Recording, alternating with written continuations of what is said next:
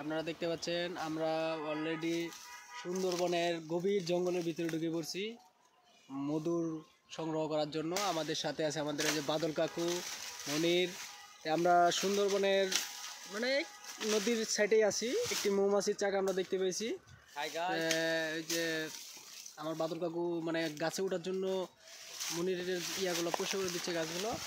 তো আমরা সুন্দরবনে মৌমাছি কিন্তু প্রায় আজকে সারাদিনে একটিও পাইনি, একটি যাও পাইছি ওই দেখানো অবস্থা গাছের উপরে, অনেক উপরে। আর জঙ্গলে যেমন করেন অনেক সাপ, ব্যাং, বিচ্ছু অভাব নাই। তাই যে মনির আমাদের রেডি হচ্ছে, গাছে ওঠার জন্য প্রস্তুত হচ্ছে মৌচাক কাটার জন্য। আমরা এখন মৌমাছিটা কাটবো, দেখা যাক কতটুকু মধু হয়।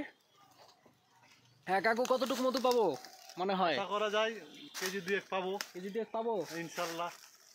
যাক, অলরেডি ওই যে আমাদের মনির সাপ চিনি উঠতেছে। তো এখন আবার ওই যে দাওটা যাচ্ছে গাছের জন্য যাচ্ছে।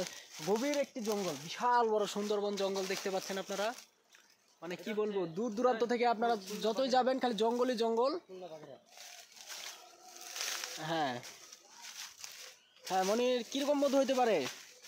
2 কেজি পার আছে। 2 কেজি পার আছে মধু, প্রায় 2 কেজি পার আছে।